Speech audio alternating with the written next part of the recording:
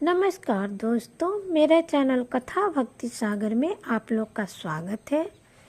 आज हम हल छठ व्रत की कथा सुनेंगे। एक नगर में चंद्रवित्त नामक राजा राज्य करते थे।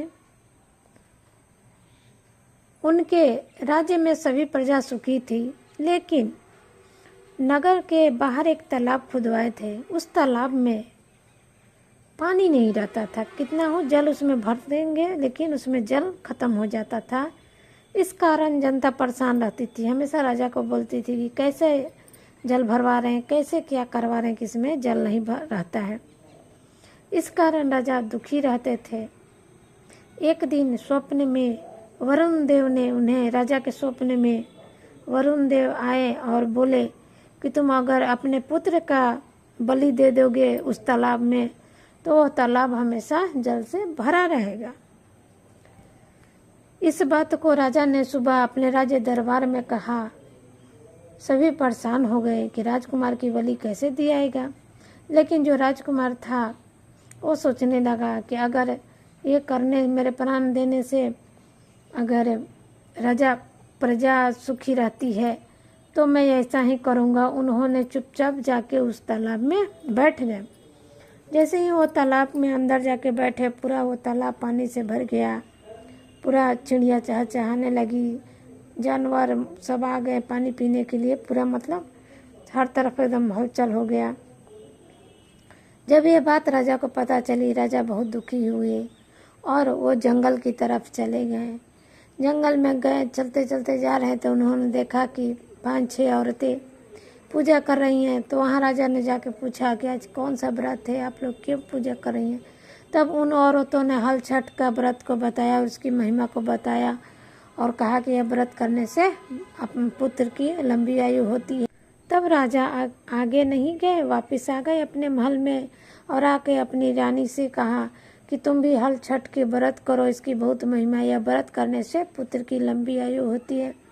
तब रानी ने विधि विधान से हल छठ का व्रत शुरू किया और उनका पुत्र कुछ समय के बाद नदी से निकल के आ गया। इस तरह से उन्हें पुत्र की प्राप्ति फिर हो गई और उनका राज्य भी खुशहाल रहने लगा। तो कहते हैं हल छठ माता जैसे राजा के पुत्र को आपने लौटाया, वैसे ही सभी को पुत्र को लौटाए। जो यह कथा कहे, सुने और हुकारे दे, सबकी पुत्र की लंबी आयु करे। जय हो हल छठ माता की। अब हम दूसरी कहानी सुनेंगे। उज्जैन नगरी में एक साहूकार रहते थे। उनकी 2 पत्नियां थी। एक का नाम रेवती, दूसरा का नाम मानावती था। रेवती के कोई संतान नहीं थे, मानावती के 2 संतान थे। रेवती अपने सौतन की पुत्रों को देखकर हमेशा ईर्ष्या करती थी, हमेशा जलते रहती थी। एक बार जलन के कारण ही उसने झूठ बोला कि मानवती, तुम्हारे पापा का बहुत तबीयत खराब है, तुम जाओ अपने पिताजी से मिल के आ जाओ। मानवती तो उसके बात को नहीं समझ पाई। उसने अपने दोनों पुत्रों को रेवती को सौंप करके अपने पिताजी से मिलने को चल दी। इधर रेवती जो थी अपने सौत के पुत्रों को लेके जंगल में गई और गांव से बाहर ले जाके वहाँ उसका सिर काट दिया मार के और फेंक के आ गई। रेवती घर आ गई। मानवती अपने मतलब माता पिता के पास पहुंची तो वहाँ देख रही कि उसके पिताजी बिल्कुल सही हैं, कुछ नहीं हुआ है। तब वो घबरा गई, बोली कि मेरी तो जो जेठानी थी, जो मतलब सौतीन थी, वो तो बोल रही थी कि तुम्हारे पिताजी की तबीयत खराब है, लेकिन यहाँ तो सब ठीक है। उसने अपने माँ से आज्ञा लिया और फिर कहा कि माँ, मैं अपने घर जा रही हूँ।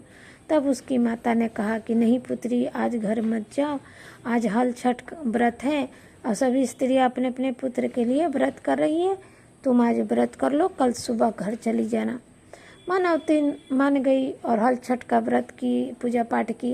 वो तो समझ रही थी कि मैं अपने दोनों पुत्र को अपनी जो सौत थी उसके पास में छोड़ के आई हूँ। इधर जब सुबह मानवती अपने गांव के पास गई तो वहाँ देख रही कि उसके दोनों पुत्र बाहर, गांव से बाहर खेल रहे हैं। तो उसको बहुत आश्चर्य हुआ। अपने पुत्र के पास गई और बोली कि तुम दोनों यहाँ क्यों खेल रहे हो, यहाँ किसके साथ है। तब उन दोनों लड़कों ने कहा कि जो बड़ी मम्मी है उन्होंने हमें मार के फेंक दिया था। फिर शाम के समय एक माँ आई और माता ने हमें जीवित कर दिया।